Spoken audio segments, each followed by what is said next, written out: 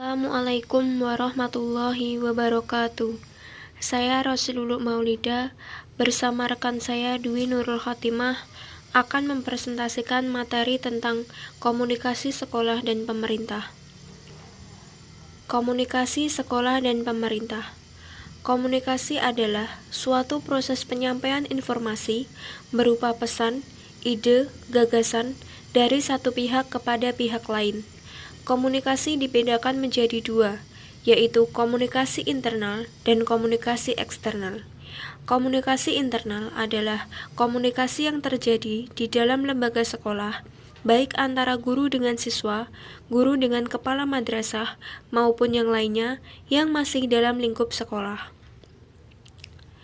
Komunikasi eksternal adalah komunikasi yang terjadi antar lembaga sekolah dengan pihak luar sekolah, seperti pemerintah. Hubungan sekolah dan pemerintah. Sekolah merupakan wadah warga negara yang akan melakukan pendidikan antara guru terhadap siswa. Siswa sebagai objek dan subjek dalam pengaplikasian pendidikan yang telah tersistem oleh pemerintah. Pemerintah membutuhkan generasi yang cerdas untuk menjawab perkembangan zaman. Pendidikan sangat memerlukan pemantauan sebagai bahan evaluasi yang menjadi pengaruh kualitas pendidikan tersebut. Maka dari itu, pemerintah dijadikan sebagai salah satu komponen dalam lingkungan komunikasi eksternal pendidikan yang strategis. Lingkungan eksternal yang mempengaruhi pendidikan bukan hanya pemerintah saja, melainkan lingkungan sosial, ekonomi, politik, dan lingkungan global pada umumnya. Hubungan pemerintah bisa dimaknai sebagai seni bekerja sama dengan lembaga pemerintahan dan regulator yang berpengaruh terhadap pemerintah. Lembaga pemerintah dan regulator itu ada pada tingkat kota atau kabupaten, provinsi, dan pusat. Ada dua hal pokok yang terkandung, yaitu komunikasi dengan pemerintah dan regulator, serta menjalin hubungan yang harmonis dengan pemerintah. Hubungan pemerintah tidak berarti harus selalu berkomunikasi langsung dengan lembaga atau pejabat pemerintahan, tetapi dapat menggunakan saluran-saluran komunikasi yang tersedia. Misalnya Kabupaten Badung, Bali, mengeluarkan kebijakan sistem pendidikan melalui Peraturan Daerah Nomor 5 Tahun 2008 tentang sistem penyelenggaraan pendidikan di Kabupaten Badung. Menyatakan prinsip penyelenggaraan pendidikan sebagai berikut.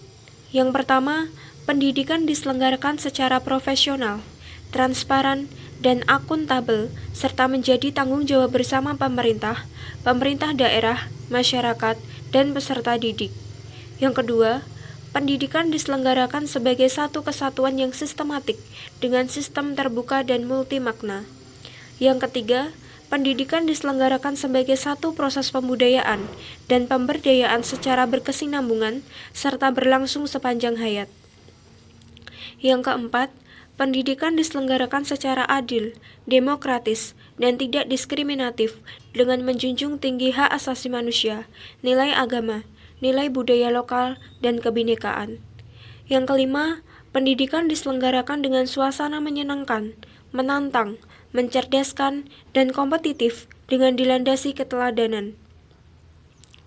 Yang keenam, pendidikan diselenggarakan dengan mengembangkan budaya membaca dan belajar bagi segenap warga masyarakat. Yang terakhir, pendidikan diselenggarakan dengan memberdayakan seluruh komponen pemerintah daerah dan masyarakat, serta memberikan kesempatan kepada masyarakat untuk berperan serta dalam penyelenggaraan dan peningkatan mutu pendidikan. Sementara pemerintah Provinsi Kalimantan Selatan mengeluarkan Peraturan Daerah Provinsi Kalimantan Selatan Nomor 3 Tahun 2010 tentang pendidikan. Peraturan daerah menyebutkan prinsip penyelenggaraan pendidikan sebagai berikut. Yang pertama, pendidikan di daerah diselenggarakan secara demokratis dan berkeadilan, serta tidak diskriminatif, dengan menjunjung tinggi hak asasi manusia, nilai keagamaan, nilai kultural, dan kemajemukan bangsa. Yang kedua, peraturan daerah ini dibentuk untuk memenuhi standar pendidikan di daerah sesuai dengan standar nasional pendidikan. Yang ketiga, pendidikan di daerah diselenggarakan dengan memberi keteladanan, membangun kemauan, dan mengembangkan kreativitas peserta didik dalam proses pembelajaran. Yang terakhir, pendidikan di daerah diselenggarakan dengan memberdayakan dukungan semua komponen masyarakat melalui peran serta dalam penyelenggaraan dan pengendalian mutu pendidikan. Kendala yang dialami dalam menjalankan kegiatan hubungan pemerintah adalah hambatan kultural. Hambatan kultural ini membuat kegiatan kehumasan lembaga pendidikan membatasi diri pada hubungan dengan publik dan mengembangkan hubungan pemerintahan. Keterlibatan hubungan pemerintah membuat lembaga pendidikan berkomunikasi dengan para pengambil kebijakan. Tujuan keterlibatannya adalah untuk kemaslahatan pendidikan dan pencapaian tujuan pendidikan.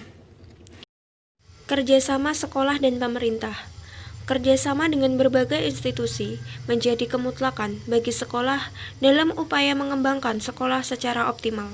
Sebab sekolah adalah lembaga interaksi sosial yang tidak bisa lepas dari masyarakat secara keseluruhan, khususnya masyarakat di sekitarnya. Banyak hal yang dapat dilakukan sekolah dengan bantuan masyarakat tersebut. Katakanlah sekolah mengadakan perayaan ulang tahun sekolah. Untuk menjaga keamanan, maka sekolah mutlak meminta bantuan kepolisian atau petugas keamanan lingkungan setempat.